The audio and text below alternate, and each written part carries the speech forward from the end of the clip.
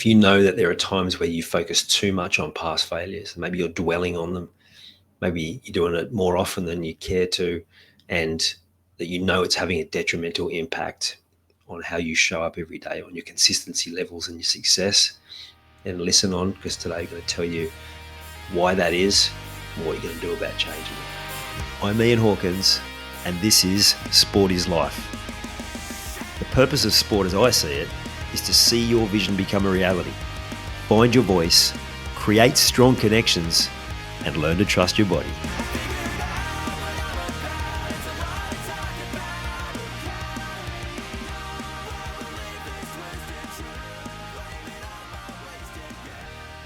When you dwell on past failures, it will have a way of repeating often the same failures.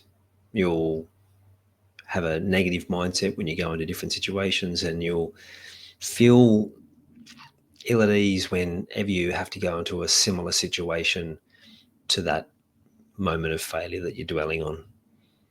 Maybe it's one specific event that you play over and over in your head. Maybe it's a number of them. Maybe they're all very similar in nature and how they played out. It's also a natural reaction because we are wired to see the downside. It's a safety mechanism.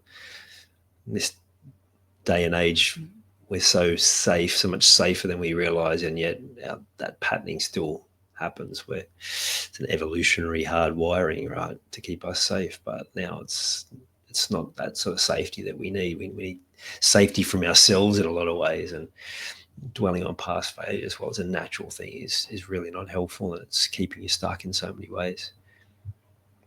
It's affecting your mindset. It's affecting your results. It's why sometimes it feels like that. You might even say words to the effect like I'm getting success in spite of myself. It's why sometimes you have inconsistent results. It's why there are times where you know you're capable of so much more. You wonder why you just can't reach that, and it just impacts how positive you feel when you're trying to face new challenges. When you've got anything that you need to perform at your best, then those past failures that you've been dwelling on will continue to play out. And then even when you think you've got that focus on what you should be doing, those conversations that you've had in your own head again and again, maybe sometimes you've been having them externally, they will be playing away in your subconscious, creating doubt, taking away your focus, and taking you away from that playful and curious state that is where your best performance lies. So why is it so important for you to change your thinking around this? Why is it so important to be able to move on from failures? Because your very future depends on it. The future that you want, the future that you've looked at almost longingly thinking, well, is it even really achievable? So much of it is around those past failures. So how do you do it? Well, it starts by the self-awareness that you're doing it. It's catching yourself. It's writing them down. It's starting to look for the patterns. Where are these past failures coming up? What is it that you're doing when they do? Is it when you're having conversations with other people? Is it when you have certain experiences and then you have those thoughts come to mind? Is it before certain experiences when you need to perform? Is it just random moments? It's the self-awareness around when these conversations you had, and how often you're having them, where you're having them, when you're having them, how that impacts you, all those different things. Because it's not until you have self-awareness that can you change.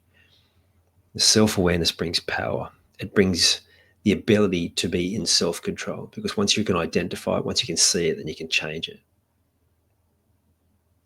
So it's sometimes about, it's almost like taking your head out of the sand and looking at the world, looking at your situation through a different lens, being curious, like what might be going on here, and Then when you get that self-awareness, as I talk about a lot, is writing it down. Put it in your journal. I noticed I had this thought process again. I noticed I was negative in this situation again. And then a question like, how can I do this better tomorrow? But also recording when you do it well, when you notice that you've made that same thought pattern and you snap yourself out of it and you decide to choose a more positive one. Because when you are able to do that, you can reprogram your mind.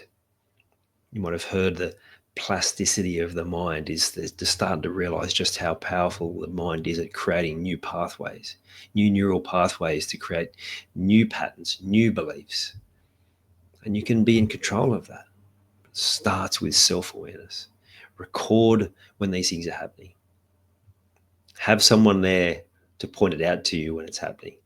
Be able to receive that feedback without getting emotional. There's a certain element of calm that needs to come into that. So it might be learning some more of those calming techniques to keep yourself more relaxed, so that when these moments come and the self-awareness comes, and when other people point it out to you, or one of the big ones in life is the world will mirror it back to you. Maybe you'll see it from other people and you'll get frustrated at what they're not doing, only to realize when you hold the mirror up that actually the frustration is at yourself, because you make those same mistakes or you make the same patterns happen. And when you're able to do all of those things that I've just mentioned, then you're able to change the story, start focusing on those moments of success from your past and building on them, creating new ones, getting excited about performances, being able to stay calm in those moments. One, when you are having that robust self-honesty session, and also in those moments of performance. And if you're looking for more of that calm, more of that ability to be balanced and centered in your performances, then make sure you check out my performance meditation. I'm going to drop the link in the show notes for this episode so that you can jump on and have a look and see the benefits of it.